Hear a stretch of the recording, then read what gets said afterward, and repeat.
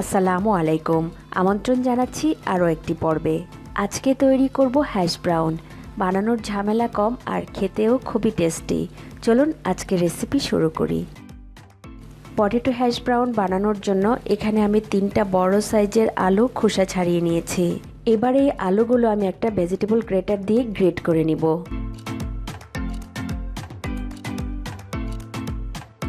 আলুগুলো গ্রেট করা হয়ে গিয়েছে। এবার এই আলুগুলো ধুয়ে নিতে হবে। এখানে একটা বাটির মধ্যে পানি নিয়ে নিয়েছি। এবার আমি গ্রেট করা আলুগুলো পানির মধ্যে দিয়ে দিচ্ছি। আলুগুলো খুব ভালো করে কয়েকবার ধুয়ে নিতে হবে। আলুতে যে স্টার্চ থাকে সেই স্টার্চটা যেন চলে যায়। আলুর মধ্যে যদি স্টার্চ থাকে তাহলে হ্যাশ ব্রাউনগুলো কিন্তু ক্রিস্পি হবে না। তাই হ্যাশ ব্রাউনগুলো বানানোর জন্য আলুর যে স্টার্চ থাকে সেটা ধুয়ে নেওয়াটা খুবই জরুরি। আলুগুলো আমি কয়েকবার খুব ভালো করে ধুয়ে নিয়েছি। আলু ধুয়ে নেওয়ার পর আলুর পানিটা যদি স্বচ্ছ হয়ে যায় তাহলে বুঝতে হবে যে আলুটা ধোয়া হয়ে গিয়েছে।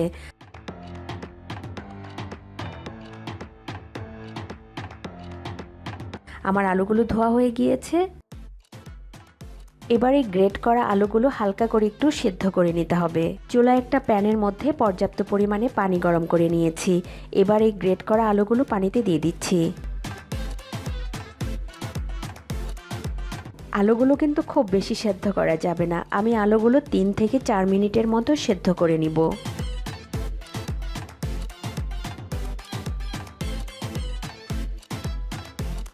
আলুগুলো আমি প্রায় 4 মিনিটের মতো সেদ্ধ করে নিয়েছি।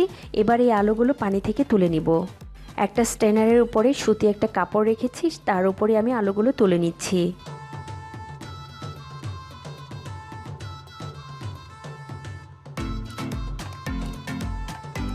এবার এই কাপড়টা খুব ভালো করে পেঁচিয়ে পানিটা ঝরিয়ে নিতে হবে।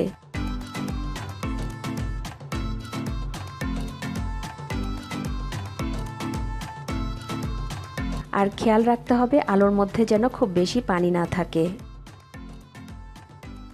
আলুর পানি ঝরিয়ে নিয়েছি। এবার আমি আলুগুলো একটা বাটিতে ঢেলে নিচ্ছি।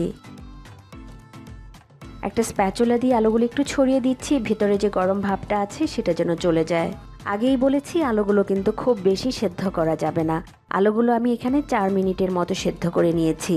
আমি একটু আলু দেখিয়ে দিচ্ছি।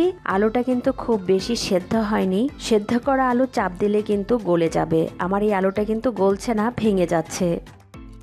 এবার এর মধ্যে দিয়ে দিচ্ছি পরিমাণ মতো লবণ, দিয়ে দিচ্ছি ছোট করে কাটা পেঁয়াজ কুচি 2 টেবিল চামচ, সাদা গোলমরিচ গুঁড়া দিচ্ছি আধা চা চামচ, এবার দিয়ে দিচ্ছি চিলি ফ্লেক্স আধা চা চামচ, গার্লিক পাউডার দিচ্ছি 1 চা চামচ, দিয়ে দিচ্ছি অরিগানো আধা চা চামচ। আমি এখানে দিয়ে দিচ্ছি একটা ডিমের কুসুম, চাইলে কিন্তু এখানে পুরো ডিমটাও দেওয়া যাবে। এবার হ্যাশ ব্রাউনগুলো ক্রিস্পি করার জন্য দিয়ে দিচ্ছি 2 টেবিল চামচ কর্নফ্লাওয়ার আর দিয়ে দিচ্ছি 2 টেবিল চামচ চালের গুঁড়ো। চালের গুঁড়ো হ্যাশ ব্রাউনগুলোকে ক্রিস্পি করতে সাহায্য করবে। চালের গুঁড়ো না দিয়ে শুধু কর্নফ্লাওয়ার দিয়েও করা যাবে। এবার দিয়ে দিব গ্রেট করা মোজারেলা চিজ 4 টেবিল চামচ। এবার সব কিছু খুব ভালো করে হাত দিয়ে মাখিয়ে মিশিয়ে নিতে হবে।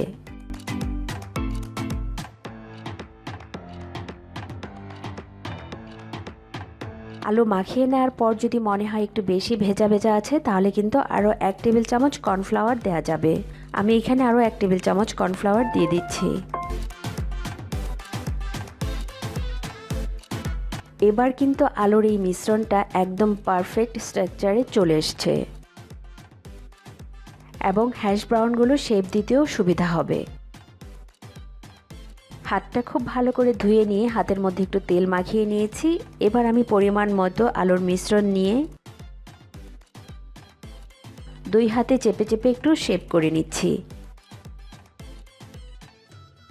হয়ে গিয়েছে। আর এইভাবে করে আমি সবগুলো হ্যাশ ব্রাউন বানিয়ে নিব।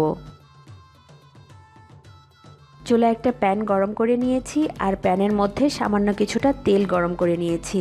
আর তেলটা কিন্তু খুব বেশি দেওয়ার প্রয়োজন নেই।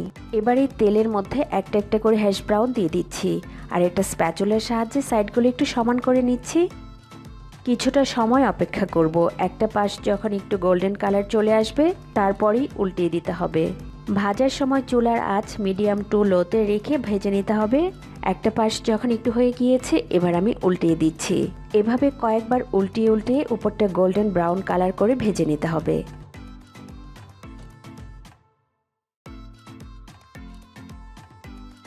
উপরটা সুন্দর একটা কালার চলে এসছে, আমার হ্যাশ ব্রাউনগুলো ভাজা হয়ে গিয়েছে। এবার আমি তেল ছড়িয়ে একটা প্লেটে তুলে নিচ্ছি। এটি বাচ্চাদের টিফিনে বা বিকেলে চায়ের সাথে খেতে ভীষণ ভালো লাগবে। আশা করি আজকের এই সহজ রেসিপিটি আপনাদের ভালো লেগেছে। ভালো লাগলে লাইক এবং কমেন্ট করে আমাকে জানাতে পারেন। আরও নতুন নতুন ভিডিও দেখার জন্য আমার চ্যানেলটি সাবস্ক্রাইব করে আমার পাশে থাকার অনুরোধ জানাচ্ছি। আবারও কথা হবে নতুন কোনো রেসিপি নিয়ে। সেই পর্যন্ত সবাই খুব ভালো থাকবেন। আল্লাহ হাফেজ।